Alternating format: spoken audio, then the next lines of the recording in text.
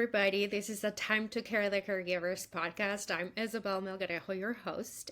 And today with me, we have Martha Jo Atkins. So welcome, Martha. Thank you. Thank you. She is a death doula and end-of-life teacher. She knows everything about end of life, and No, she doesn't. She knows a lot, but not everything. she's our expert today. So I'm really excited about talking about these topics that everybody consider taboo. Why don't you tell us more about what you do? See, I founded a dying school, and I didn't know what to call it except for that because I wanted to teach about end of life. And yeah, so I did that in 2020. Before that, I was the director at a place called Abode Contemplative Care for the Dying, and we took care of people who were terminally ill, who didn't have a place to live or didn't have somebody to take care of them. And we had a huge volunteer group and worked with all the hospices in San Antonio and took care of people. And during that time, I continued my education about language of dying and learned more about that. And that's one of the things that I spend a lot of time teaching families about now, and using that as a way to kind of bridge the gap about some of the scary stuff and start the conversation, and then we makes things not so scary. Yeah. Do you think it is so scary for a lot of us to talk about death and dying? I think because we just haven't. I think when dying was taken out of our culture in the US around the 50s, when hospitals were kind of planted around the country, dying was taken out of the homes, and we stopped learning and we stopped seeing it the ways that it was seen before and it was tended to before. And there's certainly a huge wave to bring that back, and lots of things happening to change that, but it is still a scary topic for so many people. You know, the unknown, and just how to be with people around that. I hadn't thought about how we removed it from society. I am aware that in the past we were closer to death and dying, probably like we perceive it differently because a lot of children would die, and now very few children die before the age of 3. I don't know the numbers, but that those statistics are decreasing. We're living longer, but I never thought about dying in the hospital as something. So what would be the difference between dying in a hospital or in your home? Well, historically, dying in a hospital, there are experts there who take care of the person. And in your home, typically you or your family are the ones that care for the person. And it's less a medical event than a natural event of life, versus in a hospital, it becomes a medical event. And it's just a different way of being with it. And there are certainly people who want everything done till the very, very end, and it is their choice. And it's difficult for families sometimes when somebody wants that and the family sees something different. It's also difficult when the families want everything done and the person is ready to let go. And that can happen in the hospital, that can happen at home, but it's a different energy. In the hospital, you're trying to save a life. At home, when everybody recognizes that somebody's on hospice or terminally ill, there's a different kind of holding that can happen. Even though it's difficult, even though it's hard, it can be gentler, and it can be community building, and it can be nourishing and really beautiful, as hard as it can be. Hard and beautiful. So probably a lot of people are cringing with, it can be beautiful. Yeah. I think it's just part of the cycles, and I think we are afraid of cycles. Mm-hmm. I don't know what you perceive, but tell us a little bit more about how these can be beautiful and how people with their loved ones can start experiencing the beauty of it. I imagine it's something that one has to be ready for to see as beautiful. And not every death is beautiful. Not every death is good. I mean, people talk about a good death, and I think that puts a lot of it puts a lot of energy on the people who are attending and puts a lot of energy onto the person who's dying. They have to do it a particular way, and I don't know that that's a good thing. A beautiful death could be somebody who leaves very gently. A beautiful death could be somebody who has exactly the people in the room that they want to have in the room with them. It could be a really difficult, from the witness's standpoint, it could be difficult. And the person is accompanied. The person's got a whole bunch of people in the room in the really hard thing. They're not doing the hard thing by themselves. And the community's there together. That can be beautiful. I think, yeah, you get to play with what beauty is to you. Okay, I'll stop talking.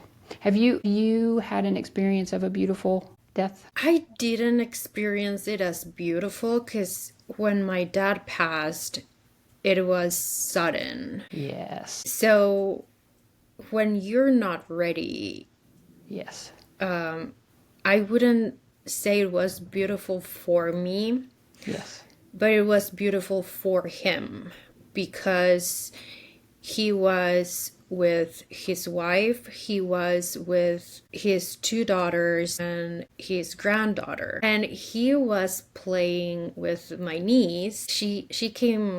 My sister had come to drop something off, and then she was going grocery shopping. That was her plan. Later I learned that she didn't get to go grocery shopping in a couple of weeks.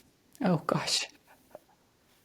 But he was playing with my niece, and she had these new stickers and she wanted to put them in some kind of furniture, and he was freaking out. So he grabbed the book that he was reading and they started putting the stickers on the book, and I think I still have that. Well, I know that I still have that book. And it was a very special day for him because after many years of having different set of problems, health problems and work problems, and it was just like several years of stumbling back and forth, he was gonna sign a huge contract the next day. So he was really excited about signing that contract the next day.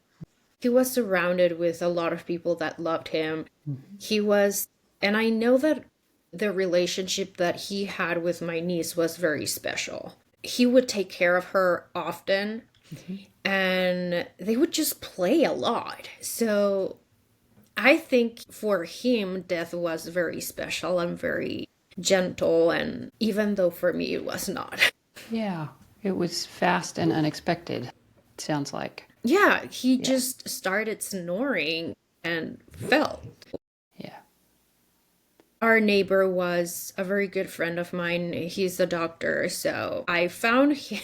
I was like, hey, can you please come? My dad is not feeling well. So even that, a friend of mine was the one who was there and who pronounced him dead. Even those kinds of things, it was not a stranger. It was someone who probably he didn't know personally, but it was a friend of the family. So it was all of these sort of circumstances that I think they were beautiful. It was just unexpected for me. Yes. Yes. And it's very hard because you're just not ready. There's no protection up.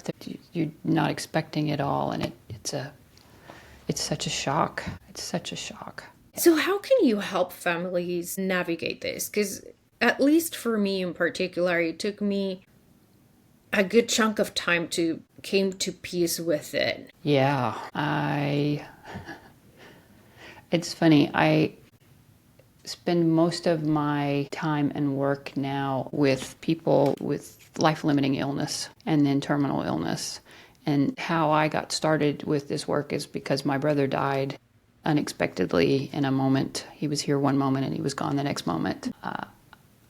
I remember how much time it took to Pema Chodron says you fall apart and then you come together, and you fall apart and you come together, and that's what you do in life over and over. And that loss was a huge falling apart, and it took a long, long time to put the pieces back together, and it was a new me that came back. It wasn't the same me, because you can't be the same person. So in terms of helping people, it's talking about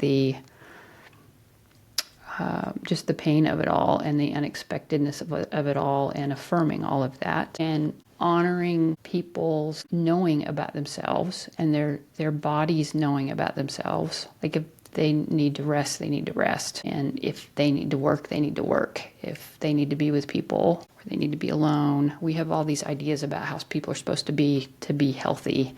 And sometimes we can just pay attention to ourselves and really pay attention to what we need and be a witness for other people. So you're coming alongside them, and it doesn't sometimes feel like it's enough. Sometimes it's just the exact right thing just to be in a space with somebody or be in a Zoom with somebody. There's lots of pieces to that, but that's probably where I would start. I'm guessing that a lot of people just try to avoid those feelings. So how can you come in contact with those feelings? Because every time that I talk with you, you're like so centered and so in the moment, which I don't think it happens with a lot of people. It takes work sometimes to be in the moment because the feelings here, when you're really in your body, when you really can feel yourself on the seat, feel your seat on the seat and feel yourself supported and feel your breath in your body. If you breathe in through your nose and then breathe out through your nose and pay attention to the temperature change, just that is a way to come into presence. And in the presence, if we can stay there for just a little bit, sometimes we can feel here. Sometimes we feel a little tightness on our back. The heart's over here, here, and here. And for me, it took a long time to figure out that my body and my feelings were connected. So I spend time in my body now to help me know what I need to feel. I had a little twinge in my back last night when I was talking to some people, and I recognized it as my heart. And I thought, oh, I'm going to cry soon. I didn't know when I was going to cry or what I was going to cry about, but I knew that I would. And it happened this morning. So it was a while later. And there it was, and it was up and out, and then it was done. That is a learned thing that I don't have to hold on to that. I can let that energy move up and out of me. And sometimes it's laughing energy, and sometimes it's crying energy, and sometimes it's sit and stare at the wall for a little while. And all of those things are okay. We have lots of, I said ideas earlier, we have lots of ideas, or people have given us ideas about how productive we're supposed to be and get up and take care of things. And sometimes you just need to sit and stare at the wall and let your nervous system rest. And those are ways to tend to ourselves when we're grieving. It's ways to tend to ourselves when we're caring for somebody, and it's a lot, because it is a lot. And we've got to get still sometimes. We don't have to. We have an opportunity to get still sometimes and rest and feel. And then we go do our work again, whatever that work is. What do you feel is the hardest when you're going through this process? Because I know it's not. In some cases, it is sudden, but a lot of cases, it's a process. It's a disease, so you're going through receiving the news with the doctor, and then there is a process to it. So, and obviously there's a lot of emotions and a lot of things going on, but what do you recommend people going through during this process? To have people around to help, to really lean on your community and not be afraid to ask for people to bring things to assist and to come and sit with you, or to sit with your person who needs help, or to have somebody come and spend the night. We are often afraid to ask, and if ever there was a time to ask for help and invite people in, it's at a time when you're caring for somebody who's at end of life. Not everybody can do it, and one of the things I've had to learn is people do the best they can. They just do. We can fuss at them and want them to do something different, and none of that's going to matter, because they're only going to be able to do what they can do. And that may mean that they can come and be of assistance. It may mean that they're not going to set foot in the house until the person is gone. And how we make meaning of all that and how we hold it affects us, and it affects the energy in the space. I think tending to your needs as best you can, having people come and be with you and help as best you can, and trusting that people are going to do what they need to do, which may not be what you want them to do, but they're going to do the best they can. And also trusting that the person who is dying is doing the best they can. Their body is figuring out how to leave. Their soul is figuring out how to get out of their body, and their body's doing its work of dying. It knows how to die. Bodies know how to die. And we get to come alongside and help if we have the capacity to do that. How is that process of dying? How does it look like internally? How does it look internally? Well, you've had to say goodbye to your dad. Mm-hmm. Have you had a situation maybe where you've had to move or you've had to change a job? Yes. Yeah. So in that process of what's happening, there's a decision, there's a knowing that this thing is going to happen, and then there's often some pushback against it, and sometimes there's acceptance of it. Sometimes there's a fight about it all the way to the end. Sometimes there's a opening for sadness and grief to come in so that can move through. We have these experiences in being human that are changes, and where we have to say goodbye to experiences and people. Those things that happen inside of us are, I imagine, are some of the same things that happen as you're dying. And as I've talked to people who are dying, it seems so. There's a moving back and forth about what happened in life and reckoning with some of those things and laying some things down that, I have heard stories from people, and we both know it's the last telling of that story. Often they're good stories. Sometimes it's something that somebody needs to say that they've not ever said before. And then the next day they're not speaking anymore. And then soon after they go. So there's these moving of pieces of our internal selves and sorting. And it's quite something. Some people do it out loud. Some people, you'll see them do it on their face, and then as they get farther and farther away, you see people start moving their hands and doing things that maybe they did in their life. Fishing, or Butch worked in the mines in South Africa, and he worked with machine parts, and so he's in his bed doing some things that people around him recognized he was doing. This kind of backward thing in time and processing. It's fascinating. I think it's fascinating. I find death fascinating. Mm-hmm. And probably it's because we don't know that much about it. So what intrigues you about it? Well, I was born deaf, and I don't remember that, so. You were born dead? Yes. Tell me everything, if you want to.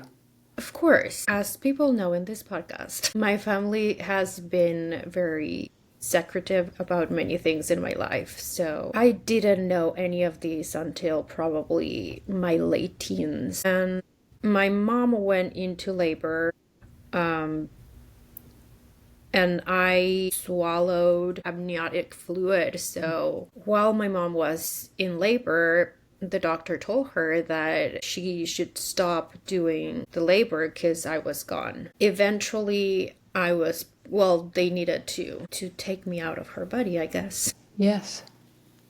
And I don't know, I guess they did something to revive me. And the diagnosis was really bad because they told my parents that, psychologically, or my mind was not going to be good, that I would have a problem learning some problems.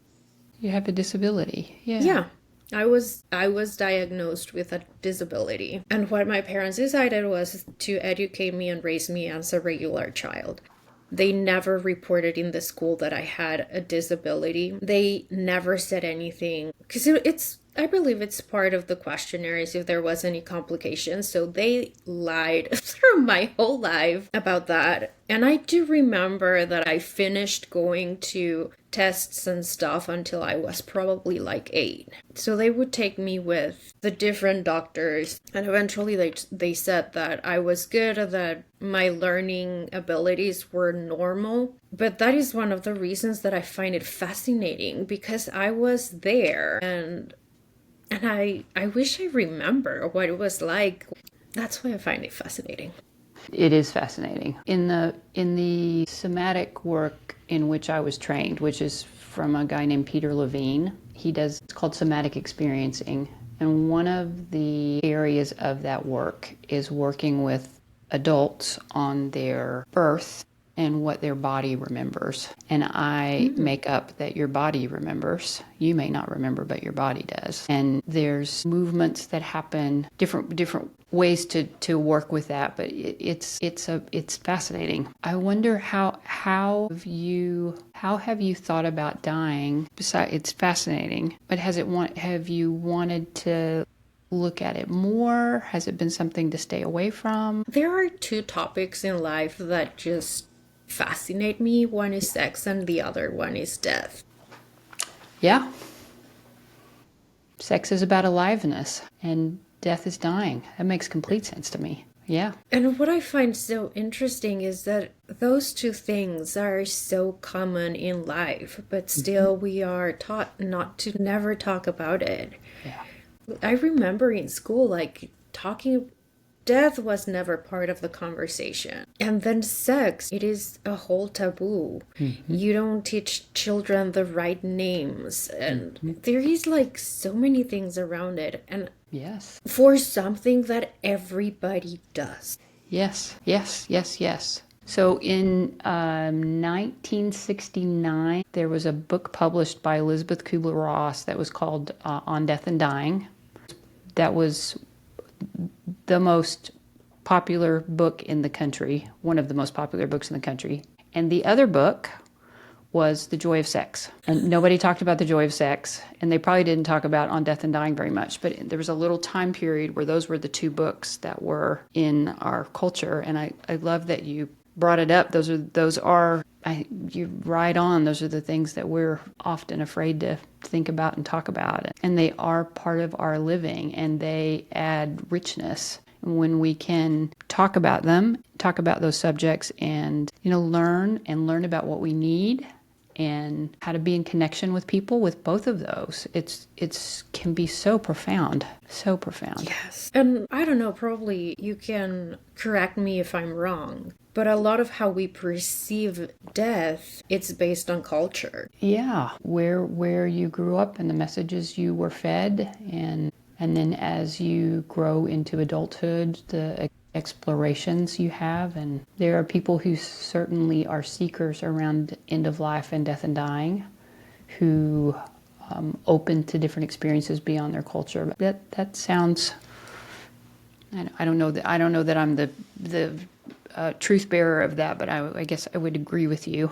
It's interesting to look at how people engage with death and dying around the world. I think it's a fascinating topic. Is there a specific culture that you're drawn into? I'm interested in cultures that don't use medication and why they don't use medication.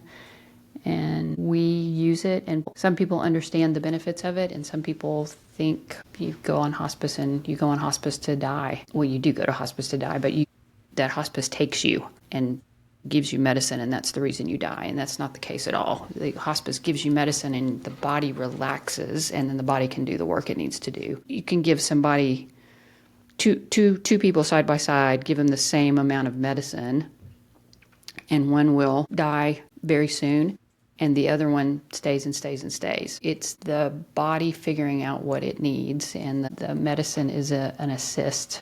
In our culture, some people understand that, some people don't. Cultures like Japan, it's unusual for people who are dying to get opioids to help them. The families are sometimes adamantly so against that, and doctors often don't prescribe. I have a colleague who went to work with Mother Teresa in Calcutta, and she said Mother Teresa could look around the room, that nobody had medication in that room. She could look around the room and know who was going to die next, and she would walk and go and sit next to that person. And there was a shift, she said, where we've done these MRIs now of the brain, and there's a puff of neurochemicals that come out right before the person dies. And I imagine when I was hearing this story that that's what's happening, because there's no medicine like we have medicine, but the body is taking care of you. And then there's a point where there's this relaxation and peacefulness, and then the person is able to go. There are cultures where there's lots of, I will say, telepathic communication. So people are able to talk in that fashion and do energy work. I'm sure there's other ways to think about it, but There's just so many ways to be in our world. I know our way in the U.S. is one way, and there's lots of other ways. Where do you Yes. live? I live in Fort Worth, Fort Texas. Worth. Okay, got it. Yeah. Just random. Is she in another country? I needed to ask myself. Okay. My husband is a social studies teacher, and it is one of the things that we talk, because both of us find culture fascinating. Yes. And you go to other places, he focuses more on food. Yeah. So food and culture, he's Yeah. going to be happy with. Yeah. With that combination. But I think it has a lot to do with whatever and culture and where you are and how people perceive it. Mm-hmm. I know that, and probably I'm wrong, but I think in China they dress the babies in black and red to bring them luck. Mm. And I don't think anybody in the US would dare to dress their baby in black. Mm-hmm. Mm-hmm. Even colors, they mean different things in different countries.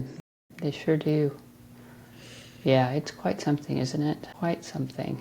And some cultures, there are hospices, and other cultures, they're not. The families tend, and it's taboo in some places, as you say. It's something. Yeah, it is something. Mm-hmm. So where can people find you, get to know more about you, your work, and if they want to learn more about the end of life? So I have a website that's Martha Jo Atkins, J-O. Atkins is ATKINS.com. I'm starting to do more teaching on Instagram and Facebook, and I have Dying School that's running right now. I've been doing that once a year, and next year we're going to rework that a little bit and probably be doing that twice a year and have some ways that people can take classes online without me there, just take classes on demand, and then have some groups. And I work with families who have someone who's dying. I work with people who are at end of life themselves. I do use ketamine as a tool to work with people who are thinking about dying and what that means to them. Ketamine is a beautiful molecule that helps the nervous system relax and helps people get into a space in themselves where they can experience some things that are deep inside. It's quite something. Find me there and find me on Facebook and Instagram. Thank you so much for joining us. It has been such a wonderful conversation. Thank you. It's my pleasure. Thank you.